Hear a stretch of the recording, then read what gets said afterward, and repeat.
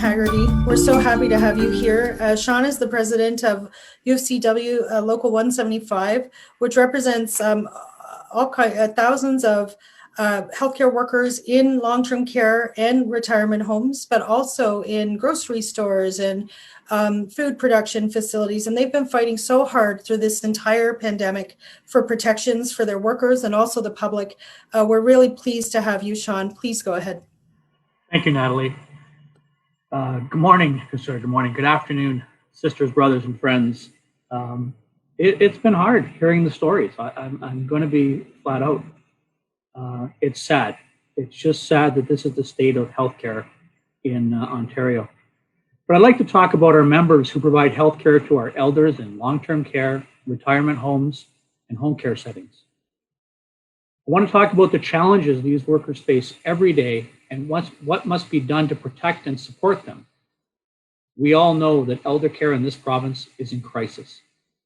Every day we see heartbreaking stories about how COVID-19 has swept through long-term care and retirement homes, leaving far too many dead, far too many families grieving. Our elders have been isolated in those homes, knowing their friends and neighbors in those homes are dying, unable to see their families, and too often suffering needlessly in a number of ways because these home operators and our government hold profit in higher regard than life. Our workers have been pushed past the limit as they try desperately to provide care without the resources, help, or support they need to do it. It's hard to believe, and I can't stress this enough, it's so hard to believe that this is happening here in this province, in Canada, but it is. And the sad truth is the crisis has existed far longer than just this last year. This crisis existed long before COVID-19 pandemic. The Ontario healthcare system has been dangerously mismanaged for decades. Our elected government has focused on profit for shareholders, not on providing care for residents. The lack of moral leadership, and I have to stress that, the lack of moral leadership has led to an entire industry with too many part-time, low-wage jobs without benefits. The decisions have continued to make sure that residents and workers pay the price, while shareholders make off with millions. Our healthcare members are some of the most passionate, caring people you can find. They went into this line of work because they care. They've carried the burden while working day in and day out to provide their residents with the best care possible, no matter the mental or physical exertion. These members continue to report to work. They continue to look after our loved ones, and they continue to put their own health on the line. As far as I can tell, our government doesn't care. So far, the Ford government has failed to take any real action to address this crisis. Even if we set aside the decades of underfunding, Ford has now had a year of this pandemic to create and enact a real action plan. After the first wave of COVID-19 rocketed our long-term care homes with tragedy, where the government resorted to asking the Canadian Armed Forces for assistance, I think Ontarians assumed that change would be coming soon. How could that not be? So how, after a year of this pandemic, could there not be a plan? How could there not be more immediate funding and support for the workers and for the residents and for the families? Unions across this province, activists, public health officials, and armed forces, and report after report have all called for immediate action to address this dire situation. So where was Doug Ford's plan? Where is it now? Ford has completely failed the people of Ontario. I'm not sure there's another way to say it at this point. He has failed every one of our elders, every one of our healthcare workers, every one of their families. He's failed everyone. Despite a desperate need to hire more caregivers, the government offered only a temporary bonus that has been largely paid for by federal money. And when the money ran out, Ford announced a new and again temporary premium for just the PSWs. Plus, the rollout of these premiums took forever. And even now, some PSWs still haven't started to receive the hourly premium that was supposed to start in October.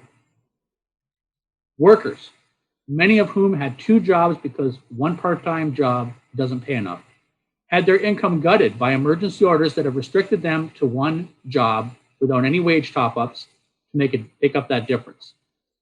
For years, there have been calls and private members' bills to implement a minimum standard of 4 hours of care per day per resident. Ford's response? He announced a timetable to roll it out over the next 4-year period. Calls for more beds have largely been ignored, as well, with Ford offering up a 10-year timeline that doesn't even cover the waitlist for long-term care that exists today. We need solutions to happen now. Our government has the power to address these problems. They have the power to do it now. It's happening in British Columbia. It's happening in Quebec. Why not Ontario?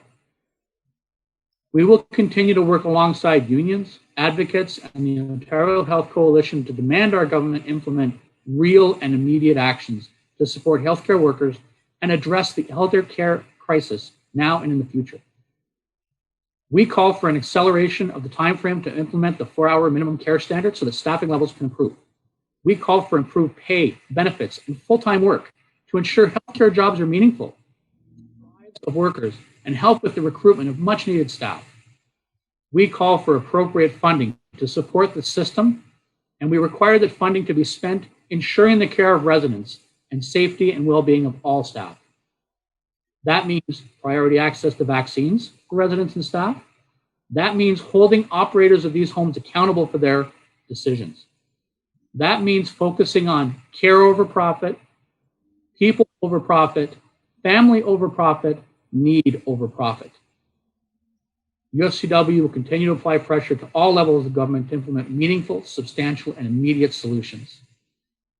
We call on all of our members, our families, and the public to hold the Premier, Ministers Elliott and Fullerton, and every single member of the provincial parliament accountable for their decisions they're making. We need change now.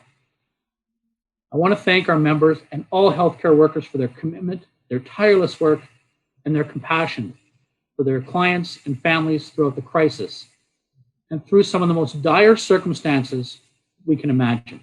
You are invaluable. I want to thank Natalie and the Ontario Health Coalition and all of you for your consistent work and dedication to helping make our healthcare system a place of dignity and wellness for our elders and our workers. They deserve no less. Thank you, Natalie. Thank you so much, Shawn. Thank you for everything that you do, from the farm workers who have contracted COVID-19 on the farms in terrible housing conditions, to the food workers and the grocery store workers and the whole range, and through healthcare. You know, you have been there. You've been, I want you to know that we see and we deeply respect the work that you do in the public interest. Thank you so much.